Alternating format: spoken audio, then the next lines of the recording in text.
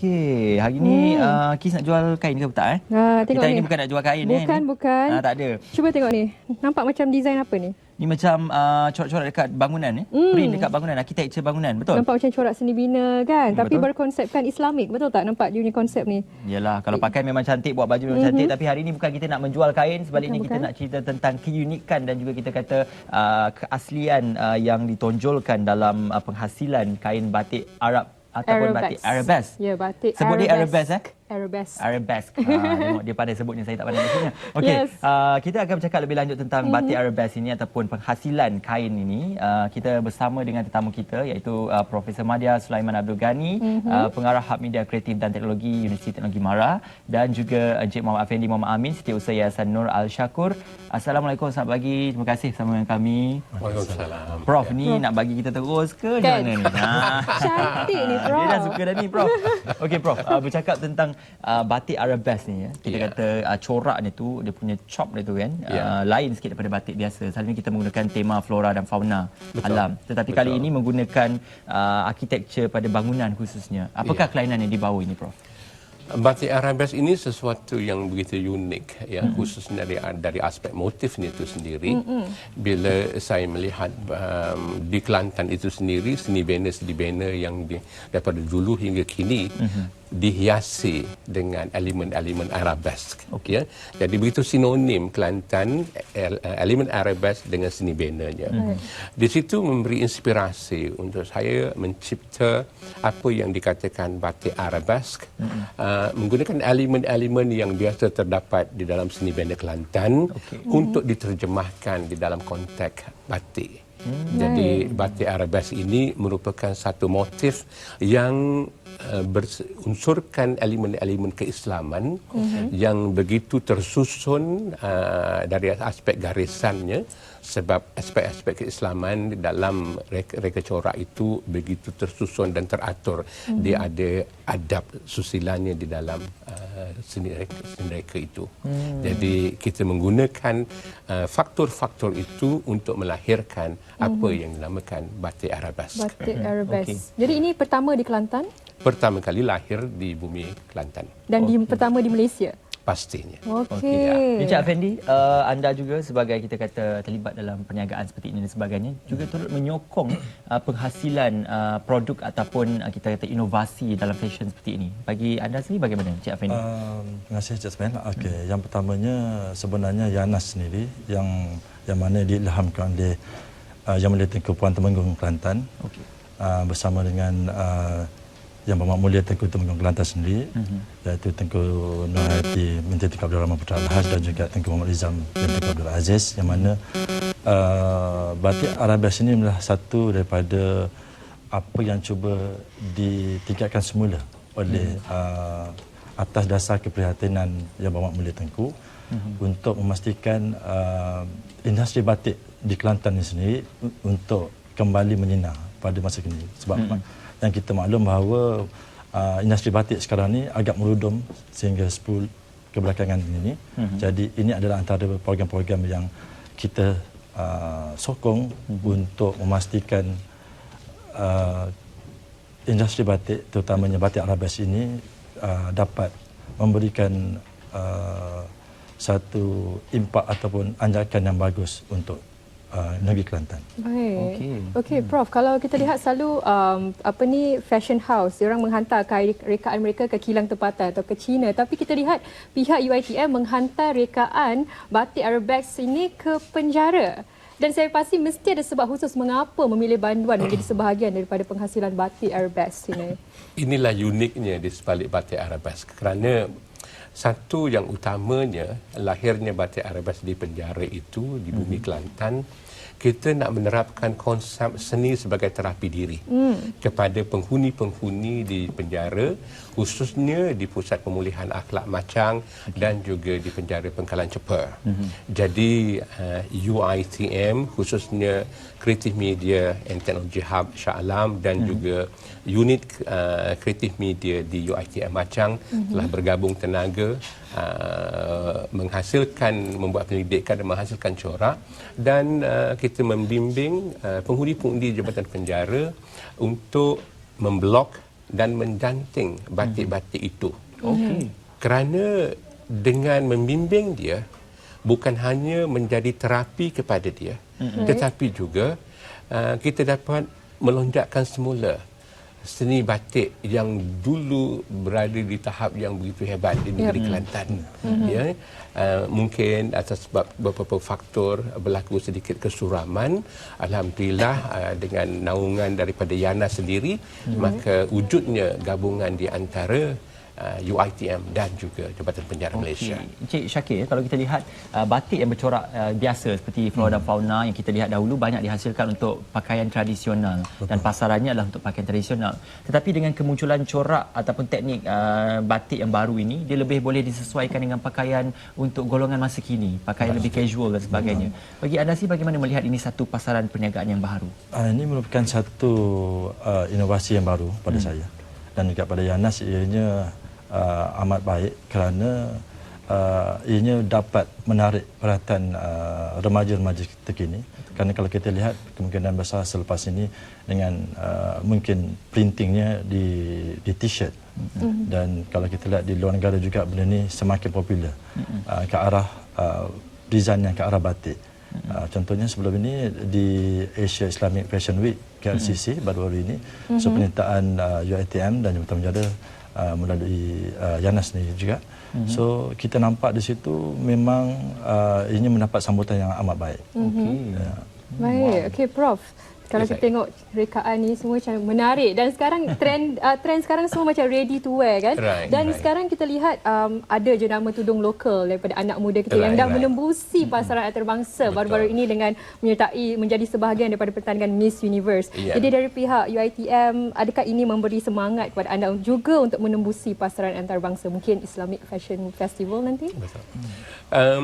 Sudah sampai waktu dan ketikanya seni warisan kita, khususnya batik, sama ada batik blok ataupun batik janting, ke pesada dunia.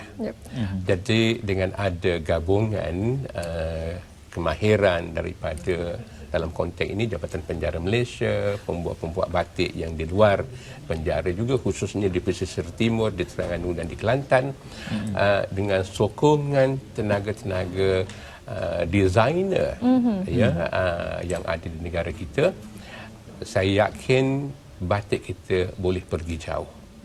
Ya. Okey, kalau kita lihat tentang corak batik ini, adakah kita kategorikan ia sebagai trend ataupun fashion, Prof? Saya nakkan dia bukan hanya baju, tetapi is a trend and fashion. Sebab cita rasa itu sentiasa berubah, dan kita cuba nak mendapatkan perhatian daripada generasi muda, kerana kalau kita dapat meremajakan batik itu, bagi saya itu adalah satu pendekatan yang baik. Saya yakin dengan batik Arabes ini yang bersifat geometrik, pasti dapat menambat hati anak-anak muda, bukan hanya tempatan tetapi juga antarabangsa. Okey. Kalau kita lihat corak batik ini, mungkin ramai tertanya-tanya, kalaulah cetakannya ini sudah pun dimodernkan, dijadikan seperti ini, di manakah identiti batiknya? Sebab selamanya orang tahu batik itu adalah coraknya lebih kepada bunga-bungaan, flora dan fauna dan sebagainya. Batik itu adalah teknik.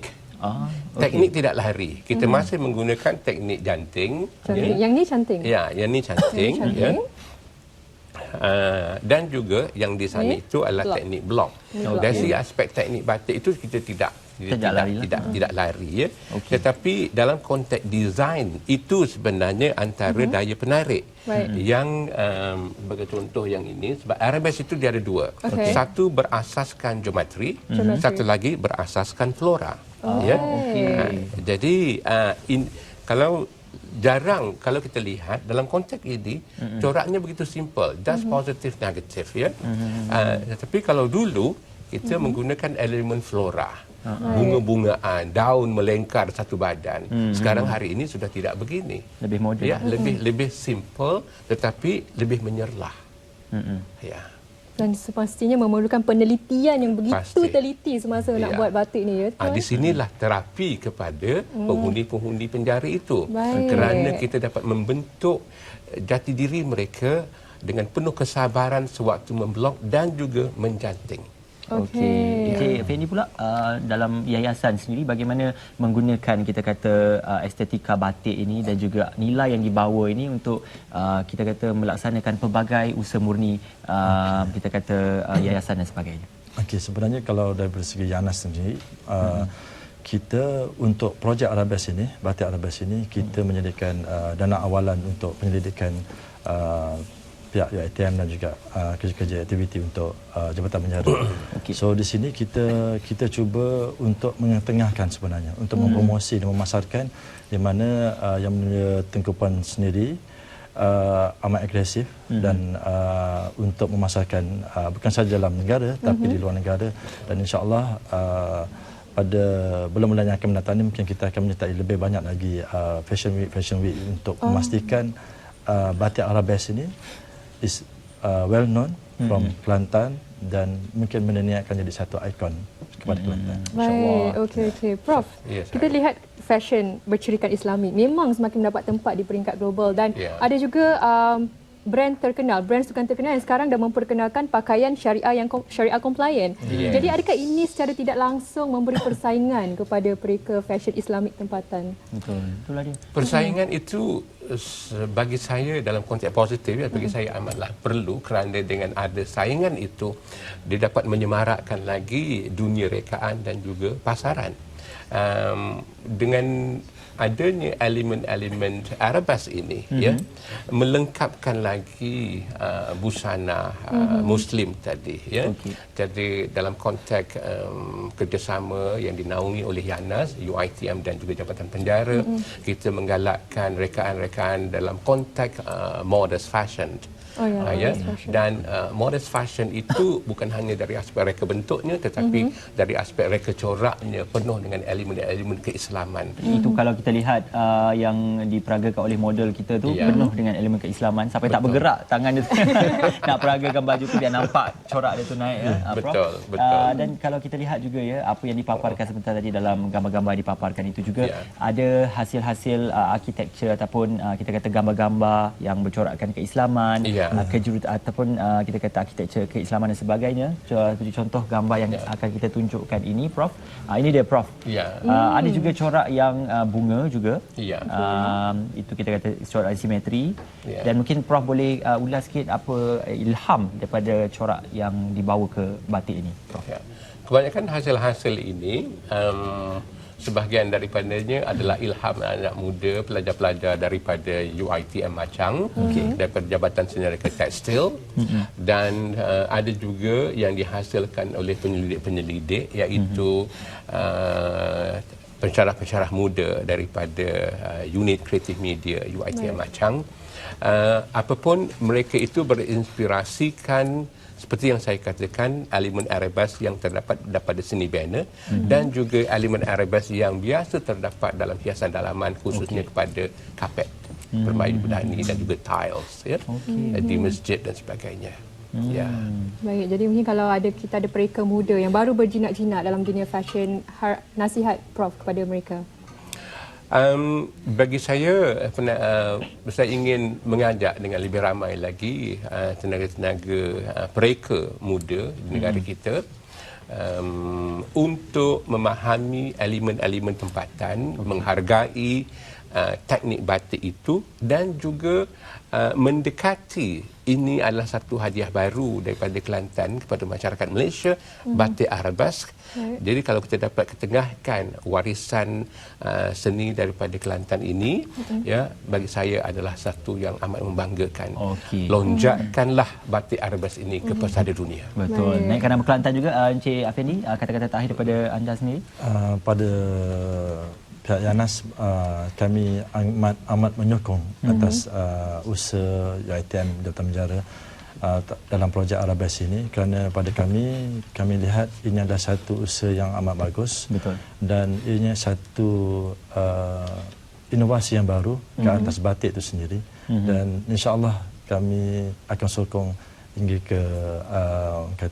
ke luar negara. InsyaAllah. Ya, terima kasih Prof dan juga Cik Afendi kerana bersama dengan kami. InsyaAllah untuk menyokong ni, mungkin saya boleh minta Prof jadikan ni baju untuk saya pakai dulu lah. InsyaAllah. Terima kasih Prof kerana bersama dengan kami. Okey. Prof, tapi kalau nak beli ni memang kena datang Kelantan lah ya? Ya. Okey. InsyaAllah akan ada di sini. Tak lama lagi kita akan ada buat promosi di UiTM pada 15 hari bulan 15 Februari. Datanglah ke UiTM juga ya, Prof. Datang ke UiTM. Alright, terima kasih. Dia ni tak sabar nak beli kain ni. Sebab hari Khamis kena pakai batik. Betul. Okey, itulah dia. Orang perempuan memang suka kalau bapa beli kain ni. Tapi apa-apa pun, kita nak menyaksikan satu bingkisan dari Putrajaya. Kalau selalu pergi ke Putrajaya waktu siang, sekarang ni kita nak tengok apakah aktiviti malam di Putrajaya. Boleh banyak pelbagai aktiviti, boleh beriadah kat situ. Kita ada boleh naik cruise, naik balloon skyride dan macam-macam lagi. Kalau nak tahu, jom kita saksikan.